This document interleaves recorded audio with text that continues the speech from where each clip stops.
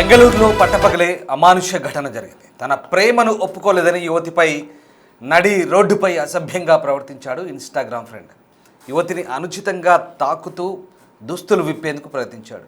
ఎలాగోలా యువకుడిని విప్పించుకుంది యువతికి నవీన్ కుమార్ ఇన్స్టాగ్రామ్లో పరిచయం అయ్యాడు. ఆ తర్వాత యువతికి లవ్ ప్రపోజ్ చేశాడు నవీన్ కుమార్ ప్రపోజల్ను ఆ యువతి తిరస్కరించింది. దీంతో అతను తరచూ వేధింపులకు గురి చేస్తున్నాడు. తాజాగా డిసెంబర్ 22వ తేదీన హాస్టల్ ముందు యువతితో అసభ్యంగా ప్రవర్తించాడు. ఆమెను తాకుతూ ఆమె బట్టలు విప్పేందుకు నడి రోడ్డుపై ప్రయత్నించాడు. దీంతో ఆమె ఎలాగోలా విడిపించుకుంది. దానికి సంబంధించిన దృశ్యాలు మనం చూస్తున్నాం, సీసీ కెమెరాలో రికార్డ్ అయ్యాయి. బెంగళూరులో జరిగింది ఈ ఘటన. చూడండి, అమ్మాయిని తన ప్రపోజల్ ఒప్పుకోలేదని, తనతో ఎఫ్ఐఆర్ పెట్టుకోలేదని ఎలా కొడుతున్నాడో చూడండి. హాస్టల్ దగ్గరికి వచ్చి అప్పుడే బయటికి వెళ్ళబోతున్న ఆమె ఇంకో ఫ్రెండ్తో కలిసి బైక్పై వెళ్ళబోతోంది. అక్కడే కారుతో వచ్చి అడ్డగించిన ఆ వ్యక్తి తనపై విచక్షణారహితంగా ప్రవర్తించాడు. తనను కొట్టాడు, తన బట్టలు విప్పేందుకు ప్రయత్నించాడు. తిరిగి మళ్ళీ అక్కడి నుంచి వేరే వ్యక్తులు వస్తున్నారని గమనించి వెంటనే అక్కడి నుంచి ఆ కారులో పరారయ్యాడు. ఈ దృశ్యాలు సీసీ కెమెరాలో రికార్డ్ అయ్యాయి. కర్ణాటకలోని బెంగళూరులోని ఉల్లాల్లో పేయింగ్ గెస్ట్ పీజీ హాస్టల్ అది.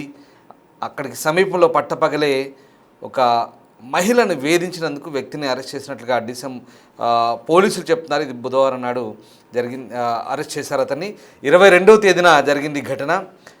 నిందితుడు ఆ మహిళతో ఇన్స్టాగ్రామ్లో స్నేహం చేశాడని, అతనితో సంబంధం పెట్టుకోవాలన్నాడట. ఎఫ్ఐఆర్ పెట్టుకోవాలని ఆమెపై ఒత్తిడి చేస్తున్నాడని ఆమె ఆరోపించింది. ఇంతలో ఈ విషయంలో ఎఫ్ఐఆర్ నమోదు కూడా చేశారు. తదుపరి చట్టపరమైన చర్యలు కూడా తీసుకుంటామని చెప్తున్నారు. ఇక బాధితురాలు గత 6 నెలలుగా ఉల్లాల్లోని ఒక లేడీస్ హాస్టల్లో ఉంటుంది. గతంలో నగరభావిలోని దాత్రి డెవలపర్స్లో టెలికాలర్గా పనిచేస్తున్న ఆమె ఇన్స్టాగ్రామ్లో కంపెనీకి సంబంధించిన ప్రమోషనల్ కంటెంట్ గతంలో 2024 సెప్టెంబర్ 30లో పోస్ట్ చేసింది. ఇన్స్టాగ్రామ్ ద్వారా ఆమె యలహంకలోని బిల్లియా మారనహల్లి నివాసి నవీన్ కుమార్తో పరిచయం పెంచుకుంది. ఆన్లైన్ స్నేహంగా ప్రారంభమైన అది తర్వాత నాగరభావిలో తరచుగా ఇద్దరు కలుసుకునేలా తయారు చేసింది. ఆ పరిచయం పెరిగింది. కానీ ఇక్కడే ఆ మహిళను తనతో ఎఫ్ఐఆర్ పెట్టుకోవాలంటూ పరిచయాన్ని అడ్డు పెట్టుకొని ఆ వ్యక్తి వేధించడం మొదలుపెట్టాడు. ఇక ఆమె మాట వినకపోవడంతో ఏకంగా ఆమె దగ్గరికి వచ్చి, ఆమె ఉంటున్న హాస్టల్ దగ్గరికి వచ్చి చూడండి ఎలా చేస్తున్నాడు. ఈ దృశ్యాలు కాస్త మిమ్మల్ని ఇబ్బంది పెట్టచ్చు, కలిసివేయచ్చు. కానీ ఈ దృశ్యాలు చూడడం వల్ల మీరు కూడా అప్రమత్తంగా ఉంటారనేది మా ఉద్దేశం. ఒక మహిళ ఇన్స్టాగ్రామ్లో పరిచయమైన అమ్మాయిని ఎలా తన మాట వినలేదని, తనతో ఎఫ్ఐఆర్ పెట్టుకోలేదని, లేదా తనతో శారీరక సంబంధానికి ఒప్పుకోలేదని అమ్మాయిపై ఎలా దాడి చేస్తున్నాడో ఒకసారి చూడండి. ఆ సీసీ విజువల్స్ చూస్తే మీకు అర్థమవుతుంది.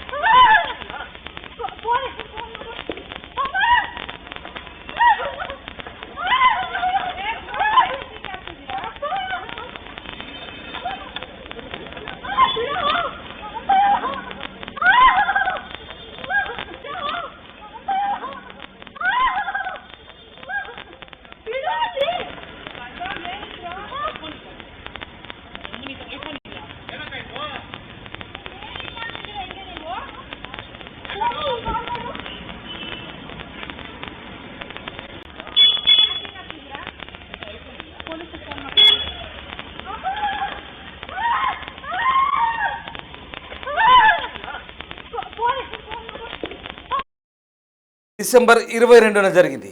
ఆ రోజు మధ్యాహ్నం 3:20 ప్రాంతంలో ఆమె పీజీ హాస్టల్ నుంచి బయటకు రాగానే నిందితుడు ఆమెను అక్కడే ఆపాడు, అటకాయించాడు. ఆమె తల, వీపు, మెడపై కొట్టి దాడి చేశాడు. అవి క్లియర్గా కనిపిస్తున్నాయి. అంతేకాకుండా ఆమె బట్టలు చింపేందుకు ప్రయత్నించినట్టుగా ఆ ఫిర్యాదులు ఆమె చెప్తుంది. అది మనకు క్లియర్గా కనిపిస్తోంది. ఈ ఘటన తర్వాత మహిళ వెంటనే పోలీసులకు సమాచారం ఇచ్చింది.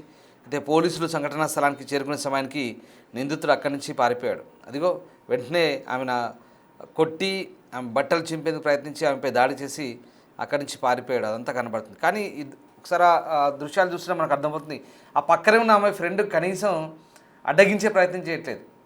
సినిమా చూసినట్టుగా చూస్తుంది, అదేంటో అర్థం కాని పరిస్థితి. ఆమె మొబైల్ పట్టుకొని ఏం చేస్తుందో అర్థం కాదు, అటు ఇటు చూస్తుంది, కనీసం ఆ బైక్ని సరి చేసుకుంటుంది.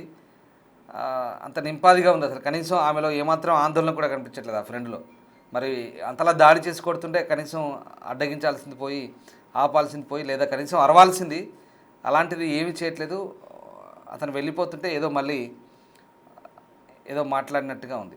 బట్ ఓకే, ఇటువైపు కూడా ఇంకో 2-3 ఉన్నట్టుగా కనబడుతుంది. అంతలో అటువైపు నుంచి ఒక వ్యక్తి వస్తున్నాడు చూడండి. ఇటువైపు కెమెరాలో ఇటు తలకాయలు కనిపిస్తున్నాయి చూడండి, తలలు కనిపిస్తున్నాయి, 1-2 ఉన్నట్టున్నారు. అక్కడ నుంచి ఇంకో వ్యక్తి వస్తున్నాడని తెలియగానే ఈ వ్యక్తి కారులో పరారయ్యాడు. ఇది బెంగళూరులో జరిగింది ఘటన. సంఘటన జరిగిన తర్వాత వెంటనే నిందితుడు అక్కడి నుంచి పారిపోయాడు. తర్వాత పోలీసులు నిందితుడి కోసం గాలించారు. చివరికి అతని అరెస్టుకు దారితీసిన పరిస్థితి కనబడుతోంది. ఇది బెంగళూరులో హాస్టల్ దగ్గర చోటు చేసుకుంది ఈ ఘటన. బెంగళూరు మహానగరంలో పట్టపగలే ఈ దారుణం జరిగింది. ఆ 21 ఏళ్ల యువతిపై ఓ వ్యక్తి అమానుషంగా దాడికి తెగబడ్డాడు. తనతో అక్రమ సంబంధం పెట్టుకోవాలని ఆరోపిస్తూ మొహంపై కొట్టాడు. అంతటితో కాకుండా ఆమె జుట్టు పట్టుకొని నడి రోడ్డుపై ఈడ్చుకెళ్లాడు. స్థానికులు ఇదంతా గమనించినప్పటికీ ఒక్కరు కూడా నిందితుడిని అడ్డుకునే ప్రయత్నం చేయలేదు. చూడండి, అంతమంది చూస్తున్నారు అక్కడ. ఆ ఫ్రెండ్ అయితే పక్కనే ఉంది, బొమ్మలా నిలబడింది అక్కడే. అసలు ఆమె కిమ్ అనట్లేదు. అలాగే ఈ పక్కన ఉన్న వాళ్ళు కూడా సైలెంట్గా ఉన్నారు. ఈ ఆవేశంలో వాడు ఇంకేదైనా చేసినా, కత్తితో పొడిచినా, ఇంకేదైనా దాడి చేసినా కూడా ఇలాగే చూస్తూ ఉంటారు. ఈ సీసీటీవీ ఫుటేజ్లో, లేకుంటే ఎవరైనా వీడియో ఫిల్మ్ చేసిన వీడియోలో చూసి మళ్ళీ మనం మీకు వార్తల రూపంలో చెప్పాల్సి వస్తుంది. జరిగేది ఇదే, ఇదంతా రొటీన్. మన ఇండియాలో ఉన్న ఈ ఏంటో ఈ అర్థం కాదు, ఈ కామన్ సెన్స్. కనీసం వాడు దాడి చేస్తుంటే అట్లీస్ట్ ఆ పక్కనున్న ఏదో ఒక దాంతోనో లేదంటే చేతులతోనో అడ్డుకోవాలి. లేదంటే వీలైతే అమ్మాయితో అలా ప్రవర్తిస్తున్నప్పుడు వీళ్ళు కూడా వెళ్ళి వాడిని అడ్డగించాల్సిన అవసరం ఉంది. కానీ అందరూ సినిమా చూసినట్టుగా చూస్తున్నారు అక్కడ. స్థానికులు ఇదంతా గమనిస్తున్నప్పటికీ వాడిని పట్టుకునే ప్రయత్నం చేయలేదు. దాడికి సంబంధించిన దృశ్యాలు అవి సీసీటీవీలో రికార్డ్ అయ్యాయి, అవి వైరల్ అవుతున్నాయి. ఇప్పుడు దీనిపై పోలీసులు కేసు నమోదు చేశారు. 3:20 ప్రాంతంలో స్కూటీ పక్కన ఫ్రెండ్తో నిలబడింది ఆమె. ఆ సమయంలో అక్కడి కారులో వచ్చిన నిందితుడు ఆ యువతి పట్ల అసభ్యంగా ప్రవర్తించాడు. ఆమె హ్యాండ్ బ్యాగ్ను తీసుకొని తొలుత పరిశీలించాడు. చూడండి, రాగానే హ్యాండ్ బ్యాగ్ను లాక్కున్నాడు ఫస్ట్ వాడు. అందులో ఏముందో మరి అసలు, అంటే వాళ్ళ మధ్య సంభాషణలు ఏం జరిగాయో తెలియదు. అంతటితో ఆగకుండా జుట్టు పట్టుకొని కొద్దురం లాక్కెళ్ళిండు. తర్వాత స్కూటీపై ఇద్దరున్నారు. పాదచారులు అటుగా వెళ్తున్నప్పుడు నిందితును అడ్డుకునే ప్రయత్నం చేయట్లేదు. బాధితురాలను కాపాడడానికి ఎవ్వరు ముందుకు రాలేదు. అయితే ఆ వ్యక్తి నవీన్ అని చెప్తున్నారు. ఎఫ్ఐఆర్ ప్రకారం 2024లో పరిచయం అయ్యాడు. వారి మధ్య కొంతకాలం ఫోన్ కాల్స్, మెసేజ్లు ఉన్నాయి. కాలక్రమేణా తనతో సంబంధం పెట్టుకోవాలంటూ నవీన్ ఒత్తిడి తెచ్చినట్టు తెలుస్తుంది. ఎందుకు ఆమె ససేమిరాడంతో నవీన్కు కోపం కట్టలు తెంచుకుంది. ఈ క్రమంలో డిసెంబర్ 22న ఆమె ఉంటున్న హాస్టల్ దగ్గరికి కారులో వచ్చాడు. సో బయట ఫ్రెండ్తో నిలబడి ఉన్న టైంలో ఒక్కసారిగా ఈ దాడికి తెగబడ్డాడు. దీనిపై పోలీసులు అయితే మరింతగా లోతుగా దర్యాప్తు చేస్తున్నారు. సో ఘటన తర్వాత ఒకసారిగా అక్కడ మనకు 2-3 విషయాలు చాలా క్లియర్గా అర్థం కావాల్సిన అవసరం కనబడుతూ ఉంది. ఎందుకంటే వెరీ క్లియర్. ఇప్పుడు ఫుటేజ్ అంతా చూసిన తర్వాత మీకు నేను ప్రత్యేకంగా చెప్పాల్సిన అవసరం లేదు. చాలా విఘ్నులు అందరూ కూడా. ఎందుకంటే ఇన్స్టాగ్రామ్ యూజర్స్ అంతా కూడా చాలా ఒక రకమైనటువంటి అప్రమత్తంగా ఉండేవాళ్ళు దాదాపుగా. కానీ ఇక్కడ గుర్తుపెట్టుకోండి, ఇన్స్టాగ్రామ్లో అయ్యే పరిచయాలతో చాలా జాగ్రత్తగా ఉండాలనేది ఒక మెసేజ్ మనకి ఇక్కడ చాలా క్లియర్గా కనిపిస్తుంది.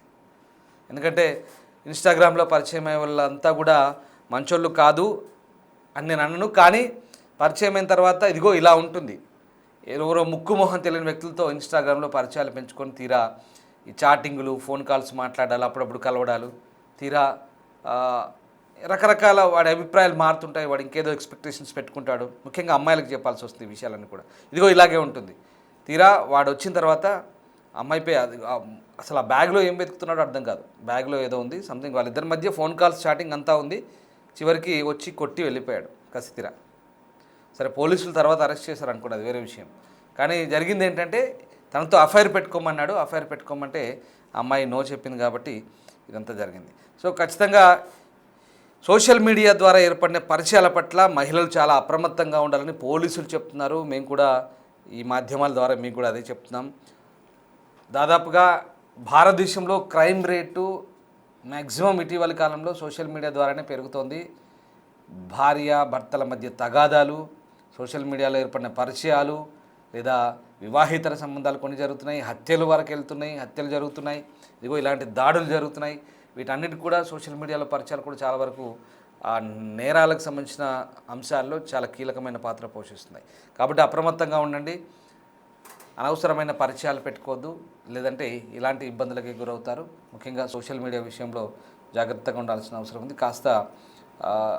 ఎందుకంటే ఇదిగో ఇలా ఉంటుంది పరిస్థితి, ఇంతకుమించి నేనేం చెప్పలేను. మీరే మళ్ళీ ఆ దృశ్యాలు ఒక్కసారి, ఆ దాడి జరుగుతున్న సమయంలో అమ్మాయి అరుపులు కేకలు పెడుతున్నా కూడా ఎవ్వరు కనీసం అక్కడ పట్టించుకోవట్లేదు. మళ్ళీ చూద్దాం.